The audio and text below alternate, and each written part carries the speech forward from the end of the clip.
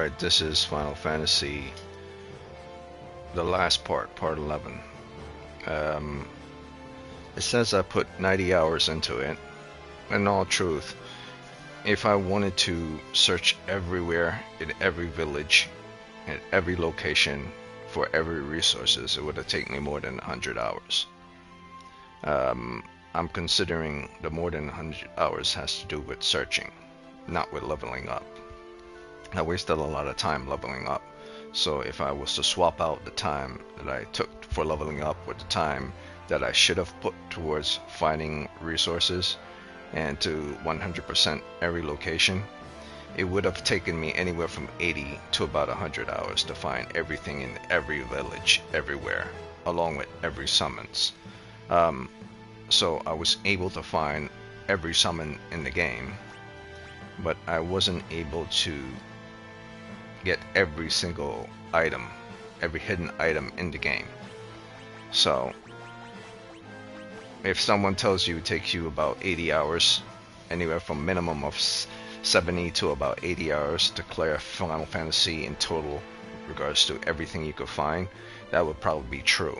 But if you're taking your time, like really taking your time, and you're not using any type of guide or any book whatsoever, you're just going from place to place and taking your time, it would take you 100 hours. Also, if you're not investing in leveling up as much as I did. So you would have to subtract the time it takes you to level up, like I did. Let's say about 20 hours. Subtract 20 hours from that 90.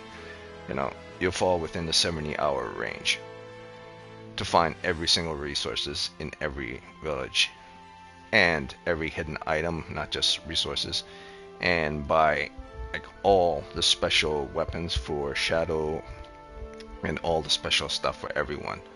So at minimum, if you know what you're doing, it will take you 70 hours. But logically, if you don't know what you're doing, it would take you anywhere from 80 to 100 hours. So it's accurate to say that Final Fantasy 6 is 100 hours if you're trying to 100% everything. So I never listened to anyone that said they could 100% Final Fantasy at 50-hour marker. That would be impossible because you're talking about buying every resources, buying every items for every characters, leveling up every single character to gold star, which is impossible. This is a minimum 80-hour game.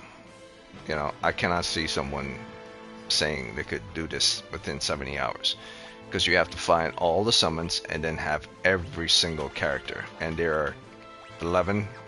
How many characters are there in the game? Let's see. 1, 2, 3, 4, 5, 6, 7, 8, 9, 10, 11, 12, 13.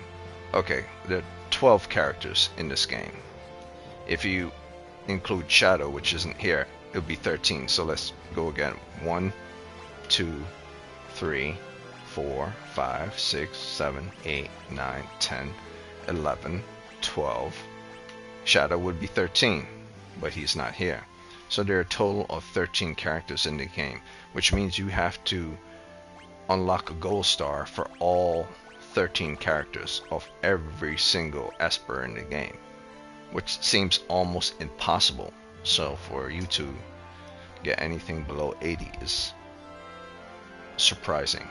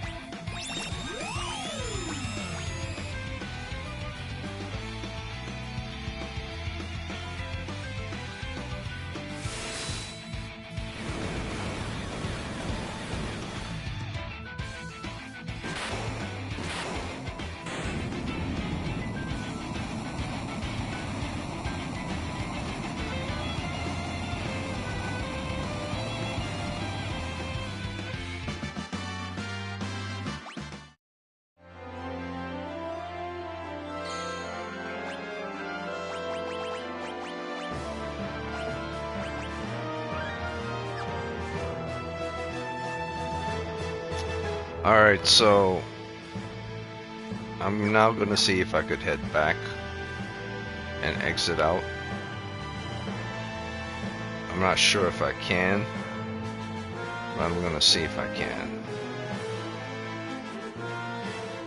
It may not allow me to go back once I beat the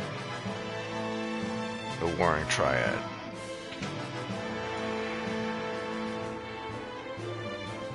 Yeah, see, it doesn't allow me to go back after I beat the Warring Triad.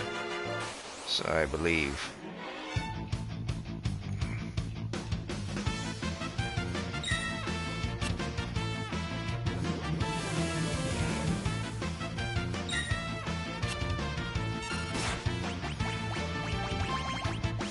smoke bomb.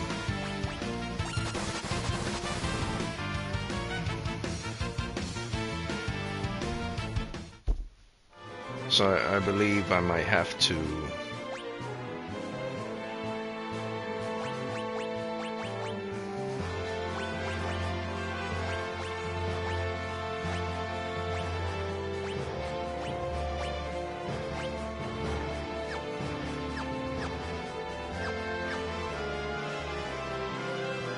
it won't allow me to go back, so I might have to.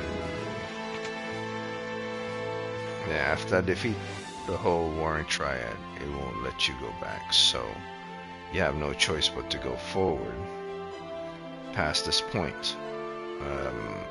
So yeah, as much as I would like to go back, I don't believe you can once you beat the Warring Triad.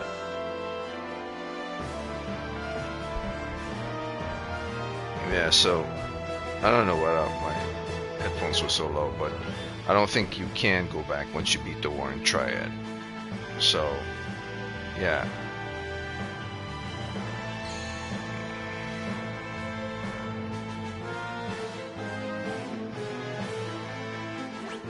So I think at this point I should make sure everyone has what they need.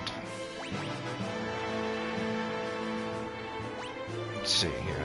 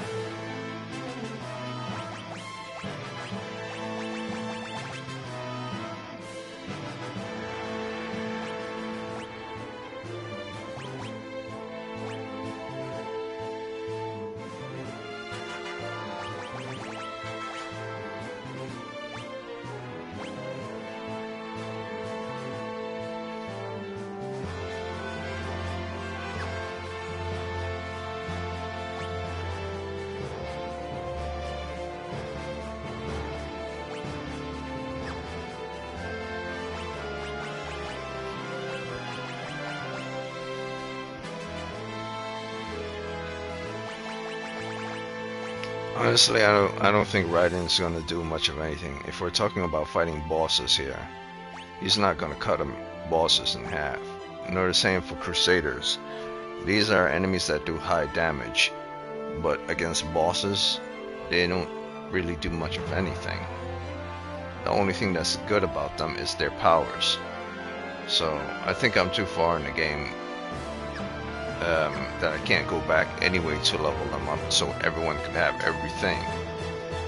So might as well try to finish this today, or if not, try again tomorrow by backtracking to an older save and then leveling up every single character to have all of Crusaders and Raiden's ability. Oh, by the way,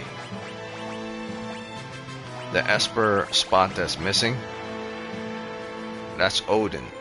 He turned into Raiden, which is strange. I don't remember that from the old games. So I got the Odin Esper, but for some reason the Odin Esper automatically transformed into Raiden. So I'm not sure how that works. So in all truth, I've acquired every Esper in the game because this slot was meant for Odin. So he disappeared, and then the last slot was Raiden. So it's like they have a slot here, an empty slot, but it's actually meant for the character of Odin.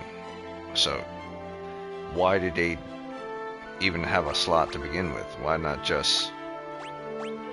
I guess they just have it to make it look like you had all characters, all Espers. But then when he disappeared, technically I did have all Espers, but he's not there anymore.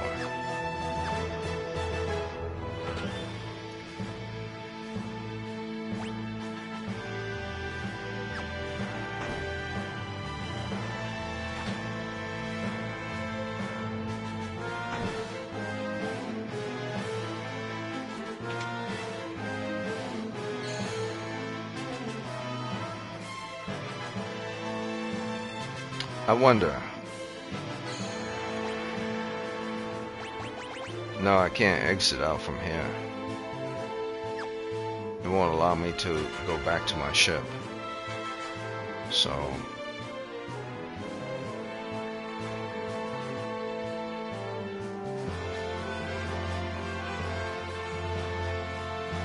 oh, wait a minute, there's one more? I didn't beat the War in Triad. Okay. So... alright, so...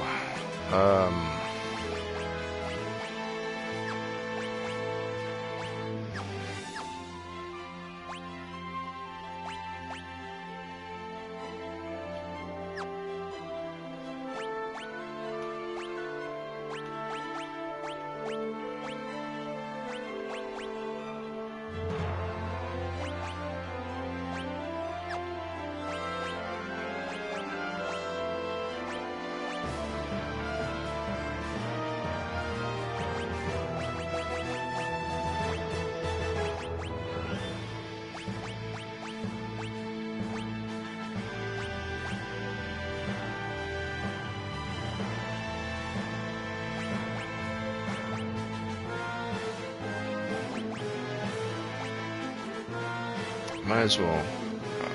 I don't know how it worked, but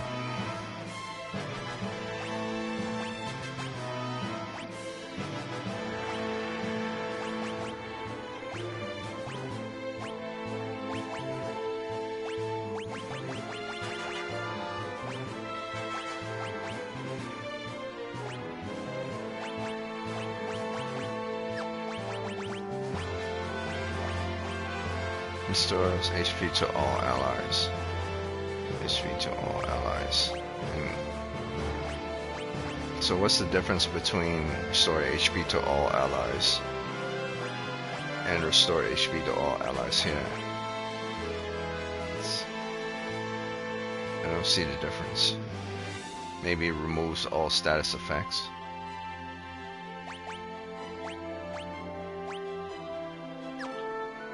Oh, we'll see.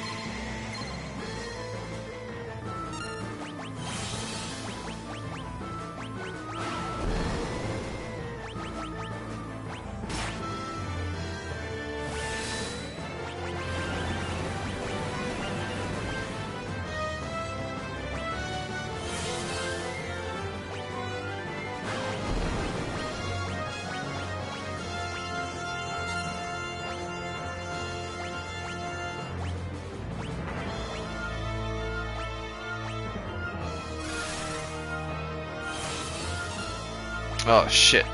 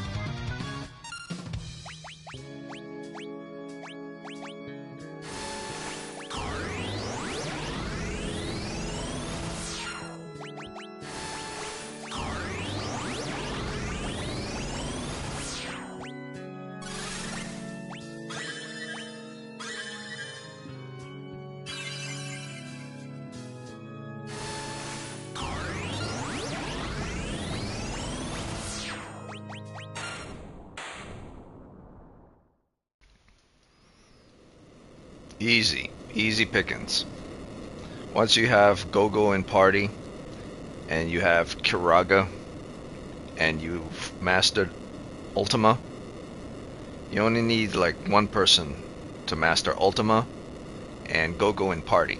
Because once you have the dual talisman on any party member, they'll cast the Ultima twice, and Gogo will mimic the cast of the Ultima twice. So basically you're casting Ultima 4 times. So you're doing 10,000 the first 2 times, that's 20,000, and Gogo will mimic that, so you're doing 40,000. And you only need one person in your party to have Kiraga. And one person in the party to have re-raise. Because if that one person casts re-raise at least once or twice, 2 party members will survive at the end. So even if you're not at level of re-raise, if 2 of your party members have mastered re-raise, if 2 of your party members have mastered Ultima, and if 2 of your party members, or at least 1 of your party members have the dual talisman, then you're good. Because all you need is Gogo in party. Gogo will mimic whatever you do. So if you do re-raise on someone, he'll mimic back on that same person, which is a bad thing. But if you do a physical cure ability, like Kiraga, he will do Kiraga again.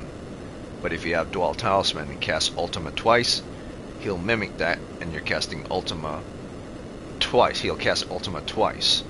Because he only mimics your ability when you do it once, and does what you did once. But dual talisman, or whatever it's called, allow you to do an attack twice. So he's going to do the same attack twice. So it really was 4 people kicking his ass. I didn't even need the entire group. Granted, I was at level 4,000, and some of my members were at level 5,000. Or should I say I was at level 50 something, which brings me to about 5,000 in health. But you don't need 5,000. You need about a minimum of 3,000 in health. That's my recommendation for those who don't want to do the grind like I did. Because to get to 5,000, you just have to do an additional 20 more hours of grinding. 20 or 30 more hours of grinding.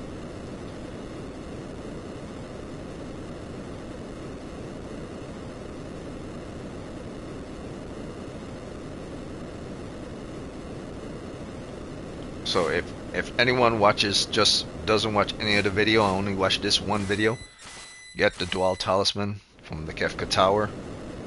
Make sure you have Gogo you find where Gogo is located and get him in party.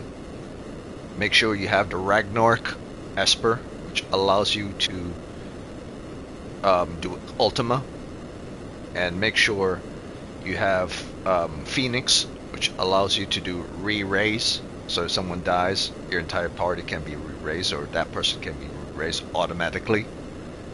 And of course, the Esper that allows you to do Kiraga, which I believe is Lashiki, or the other one. Get those 2 Espers. Once you have those 5 things in party, all 5 things, Gogo being the 5th, you're good. Because all you need to do is cast Golem Esper, Zone Eater Esper. Golem does physical damage reduction. Zone Eater does magic damage reduction. Fenrir does dodging of physical attacks. And your 4th summon would probably have to be something like Siren or Bahamut. That way, all your attacks comes from your magic itself, just casting Ultima over and over and over again. So the secret sauce is those 4 things, and Gogo being the 5th. And in order to cast Ultima over and over again, you have to have a high amount of Espers. Of magic. And if you don't, the other secret sauce, the last secret sauce is this. Buy 50 ethers or more. Because when you get into this place, you'll fight all type of enemies going towards the boss. And you'll run out of all your ethers by the time you get to the boss. So my recommendation has a minimum of 50 ethers for your entire party, because you're going to split up into 3 groups. What I did is I default and made sure I have 99 ethers on me, which is the max amount, so that no matter what, the boss would never be able to beat me because I have too much magic power. And you only can do that by grinding.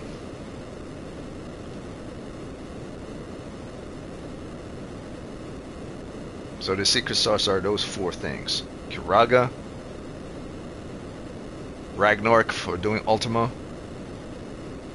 Zone Eater, Golem Esper, and Gogo for mimicking Ultima. Oh yeah, and actually 6, and Phoenix, because Phoenix teach you how to do the re-raise power. So it's actually 6. Those are the only 6 you need.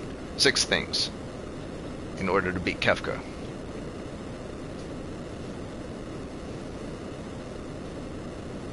You could call the 7th Ether, having like a shit ton of Ether. That would be the 7th. But there was 6 things, and if you put the auto don't fight any enemies, like encounter off by pressing the R3 if you're using PlayStation controller, you could run right to the boss and the boss alone without fighting any enemies, which means you're saving all your ether and your magic until you fight Kefka. So you don't have to fight anyone and only fight him and him alone, and the Warring Triads, because you have to beat them in order to get to Kefka. So fight nobody, only fight the Warring Triads, all 3 bosses, and the 4th robot boss, and Kefka. You would still have enough of your 50 ethers if you only fight those 4 enemies and Kefka. This was easy pickings. I didn't even use my other 2 parties. But it wasn't an easy fight. It's just that I was overpowered and overprepared. And you only get that by grinding.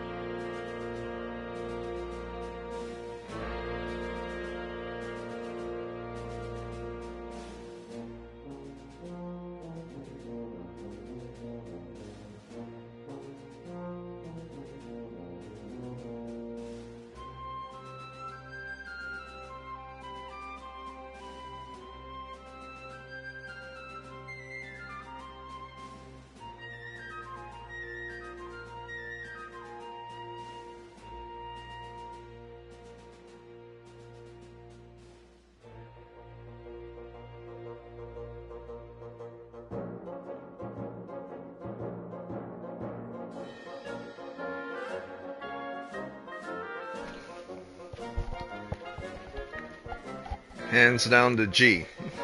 Go-Go is the G.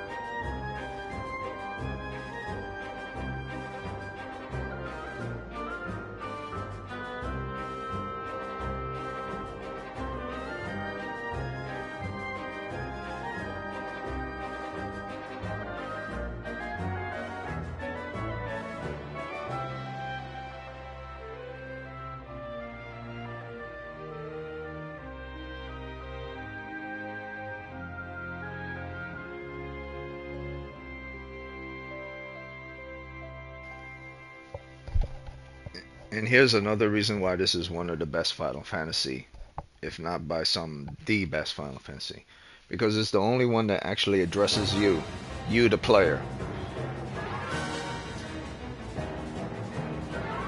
The story was great, the adventure was great.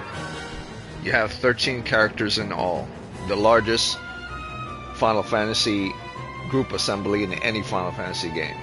Maybe Final Fantasy Online has more, but that's an online multiplayer game. But every Final Fantasy from 1 all the way to 16, this is the only one that has like 13 people, playable people you can use.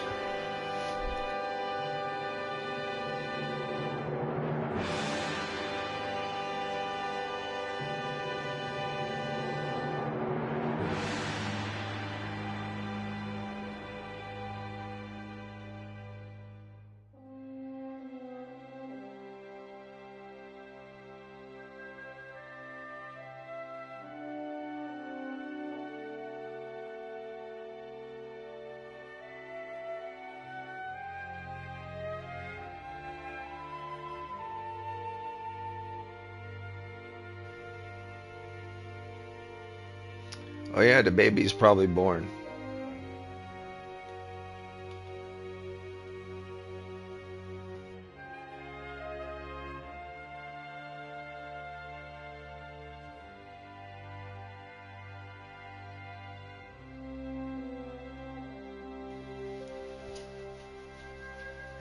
The story of this game is smooth. Everything is smooth from beginning to end. There might have been a drop off here too, but the story of this game, unlike many other Final Fantasy games, is very smooth from beginning to end. As smooth as Final Fantasy 7 and as Final Fantasy 10. It's very smooth.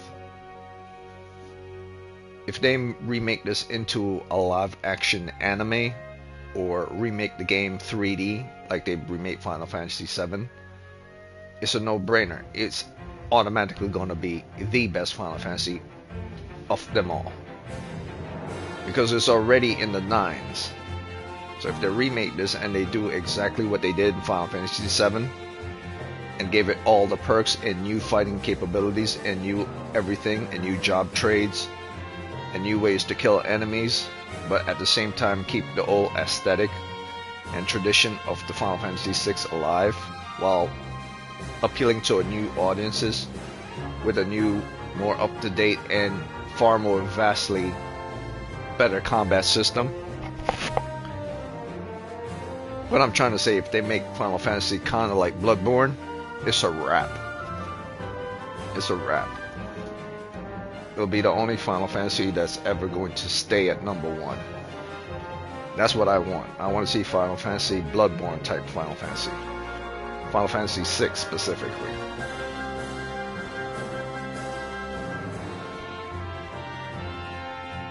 Where the boss is not in like 2D form, so in like 3D form, but everything is like they're dark and aggressive.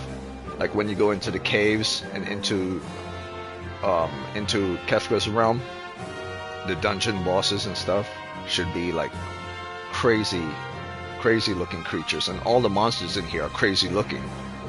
But if they made them real revolting and crazy looking, it's a wrap. Yeah, this entire story from beginning to end was magnificent. Might have been 1 or 2 hiccups, but nah. If this game was not in 2D, if it was in 3D, if it came out the same year Final Fantasy X, or the same year Final Fantasy 16 came out, both of them released at the same time, Final Fantasy 16, Final Fantasy 6, both released at the same time, or the same year Final Fantasy X came out, and they were both released, this would automatically win, because it would be carrying the same technology, the same system, the same battle capabilities. The story will be the selling point.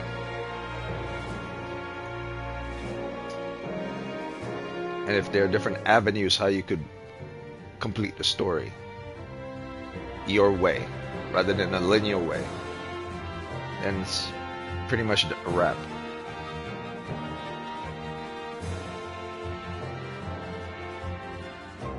I don't even need to sell this game. This game sells itself. It was the first game to actually bring travel across from Japan to America and became an instant hit. It's also the game that inspires the development of Final Fantasy VII to transition from 2D to 3D format. It's also the game that they used all different type of bosses and situations to convert to Final Fantasy X all the way up to Final Fantasy XVI, such as moments, pivotal points, and like boardroom scenes and conversation scenes and traversal scenes.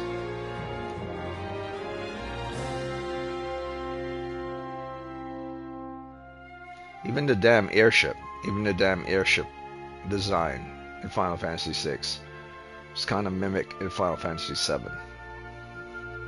And yes, airships have always been part of the Final Fantasy world from all the way from 1 and 2.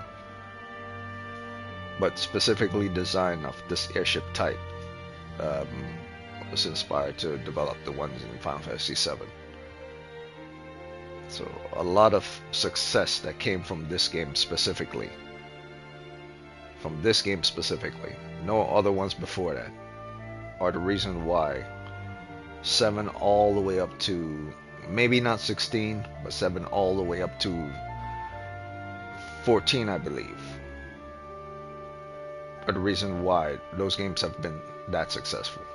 This, granted, the stories are very different, but the format of how they sell the formula and how the formula works. Who meets who? Where do they meet? How do they fight the enemies? What's going on? What's the conflict? What's the resolution? Where's the drop-off period? Where's the increase period? Where's the climax of the story? Where's the cool down of the story? Who are your protagonists? What are they like? Are they quirky? Are they fun? Are they relevant? Do they feel relevant towards the story? Do they add to the mystique of the story? Or are they boring and forgettable? There's no one in here forgettable, except maybe Umaru, because he's a giant beast. He just goes rah rah rah and smashes things. Every person, every character in here has a meaning. Shadow is a character reluctant to join you. Gogo is a character that probably wouldn't have joined you at all if you didn't go to search for him. In other words, that battle would have been hard if you forgot to look for Gogo. So he was extremely relevant for beating Kefka.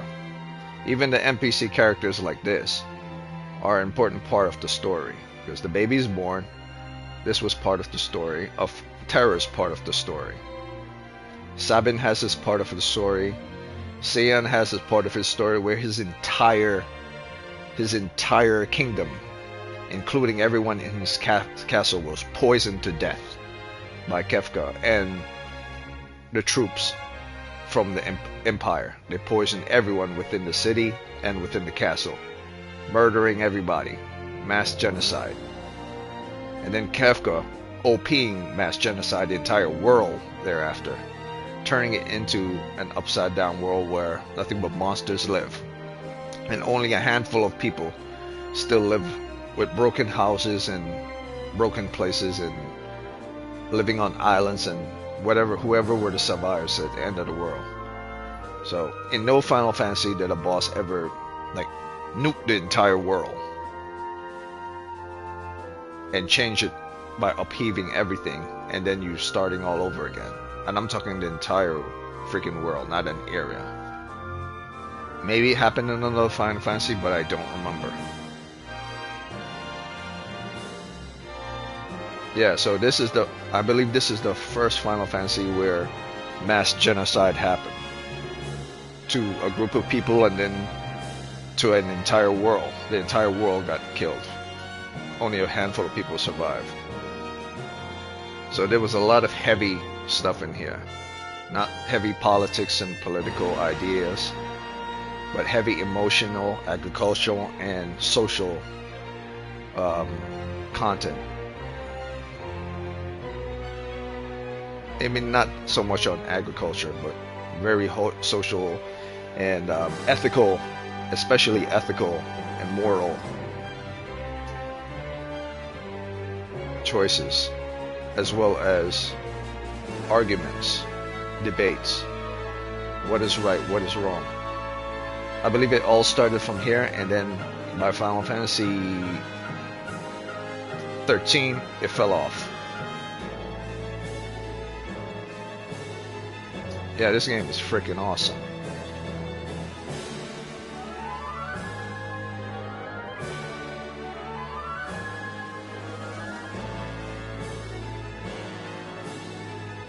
And the main reason why I'm talking so much is because I believe the music here is copyright. So if I stop talking, you won't be able to hear the music in the background. I'm assuming that they're going to copyright this video anyway, so might as well.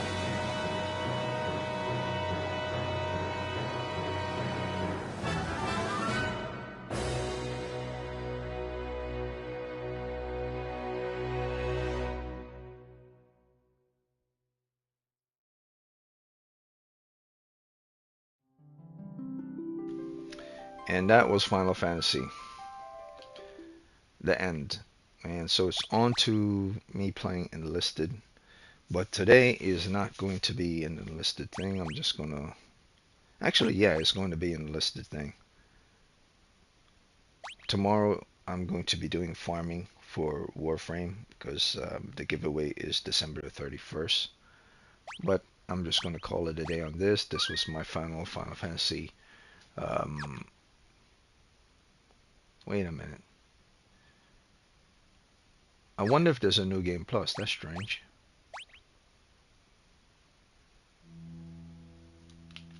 I never saw that before in the old games.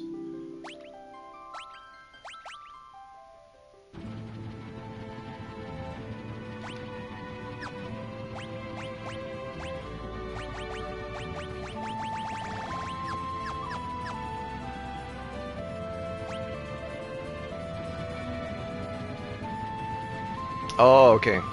So it's not New Game Plus. You just can play the last section of that mission over again if you want to. Yeah, so at any point, if I want to actually have every single person in the team be even more OP than they are, I could make every single one of them learn every characters.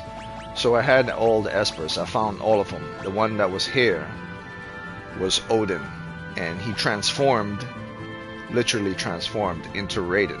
So Odin was here. So I found all of them. So this is basically it. The end of Final Fantasy. A great game. Anywhere from a 9 to a 10 game. I have it at a 9.5, but I cannot see this game being in the 8s. You gotta be out of your damn mind if you have this game in the 8s. The story was good. The characters are good. All are memorable. This guy, even this guy right here, Stetzer, he's a character. He's a gambler. He flies an airship. He had his own mini story. Shadow had his own story as well. Out of all of the other characters in the game, the weakest story is Umaru, because he was just a giant beast. And maybe Shadow as well. In fact, even Gogo as well didn't have much of a story. Those three characters. But they were all important to the overall existence of Final Fantasy. Because they all played a pivotal role at some point, except for maybe Umaru. You didn't really need Umaru in the game. But I believe they only put it in there simply to be a little fun part of the game. And he's also because he's the hardest hitter in the entire game. That's why you can't equip any type of armor on him, because he's just used brute strength. So I could have used Umaru in that final battle.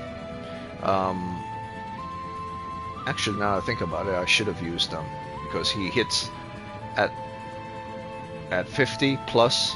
He probably hits 9,999, as hard as probably Ultima hits. So yeah, all the characters in this game are relevant, every single one of them.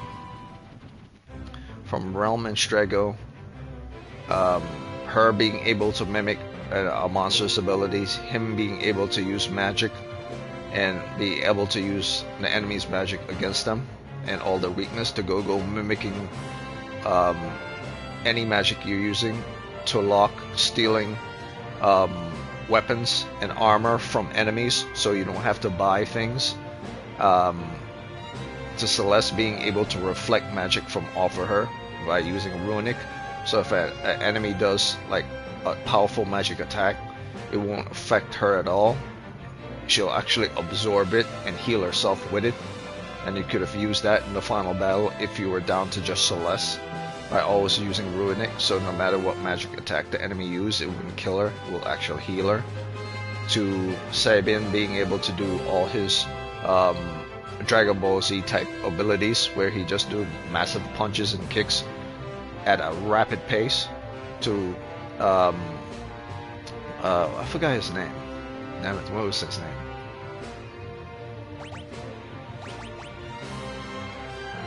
Edgar. To Edgar being able to confuse all the enemies by using his different gadgets that he have on him. Before, it doesn't really work on bosses, but his powers work on any enemy throughout the entire game. Plus he has a boost ability that he learns later on. And also, who else? And Shadow, who's, I would say out of everyone, maybe Shadow and Umaru are the weakest. So technically the most OP characters in the game are, you have about maybe 1, 2, 3, 4. He could come in clutch 5, 6, 7, 8. I would say you have 9 very clutch characters. These 3 are very good. These 2 are very good. 3, 4, 5, 6, 7. He's good. 8. Or maybe not him. 8, 9. Yeah, so 9 very, very good characters out of all 13. So even if you were to be killed, 4 of your characters were to be killed off in that final battle, you would still have your remaining 4 characters that would probably pull it off before you even get to your 3rd group. So yeah, I would say this game is extremely good. And if they did the whole combat system the way they did Final Fantasy 16 or the way they did Final Fantasy 12, by you able to move things around, especially if this game was released in this day and age, yeah, this would be a 10 out of 10. Game of the year, win probably 10 to 15 awards, maybe more, because the game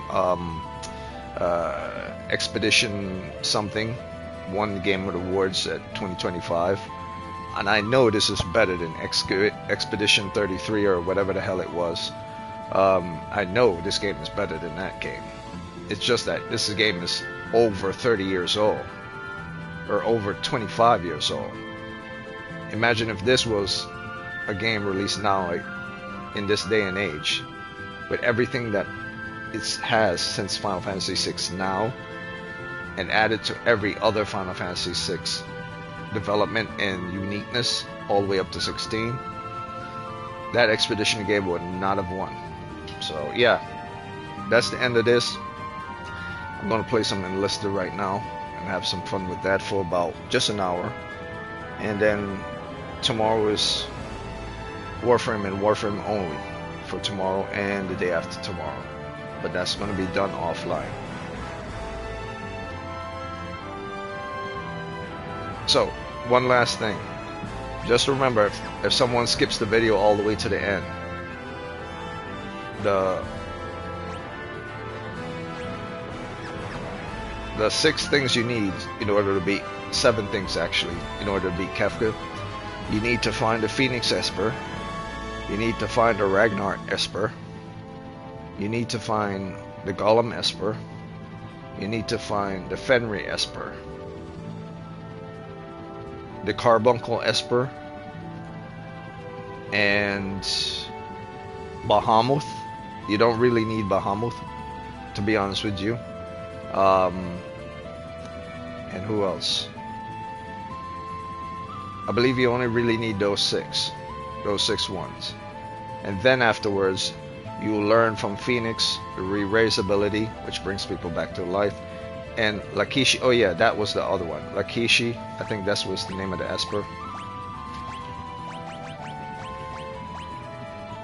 Oh, Lakshmi. Okay, that's the name of the Esper. So you need this Esper, Golem.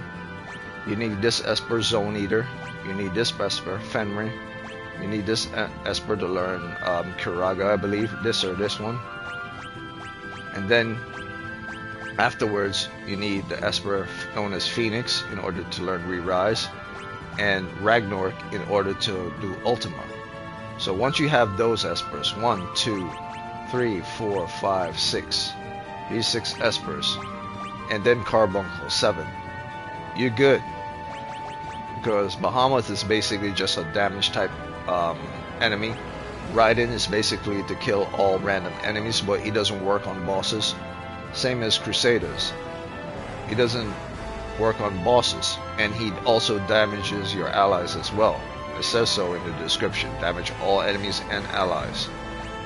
So those are the 6 you need. Golem, Zone Eater, Fenrir, Lakshmi, Phoenix, and Ragnarok. And of course Carbuncle as well, depending on type of enemies. Once you have those, you're good.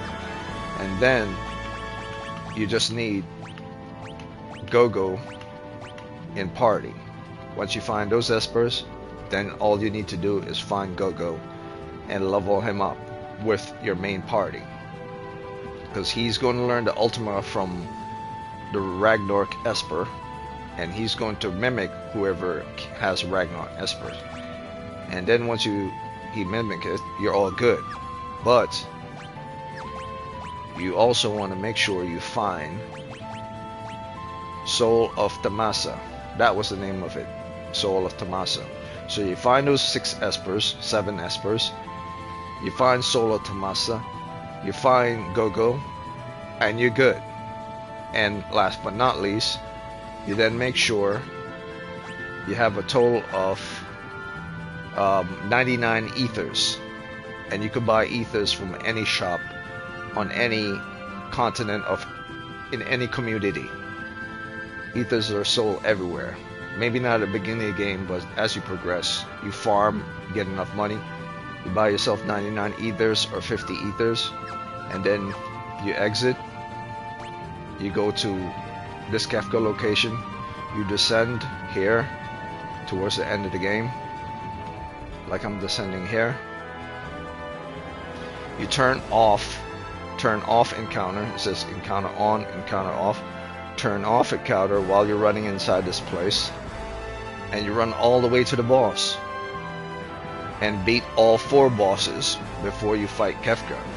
That way you save all your magic and you don't have to use up every single one of your ethers, and you can keep casting Ultima again and again and again and again with the Go-Go in party. So that's basically the end of Final Fantasy VI, and if anyone's interested, they could buy it at any time. It's not an expensive game whatsoever at all, and it's very good. What they need to do is bring back the Final Fantasy Anthology animation. If they're going to make a remake, they gotta do the Final Fantasy Anthology animation. You can look that up online, the Final Fantasy VI Anthology animation. It's a rare thing, and they should have done it for this Pixel remaster, but they never did. But it's rare. Alright, that's it. I'll be waiting. I probably will still be alive by the time they do the remaster for this game or the remake. But I'll be waiting, alright. I'll probably be first in line.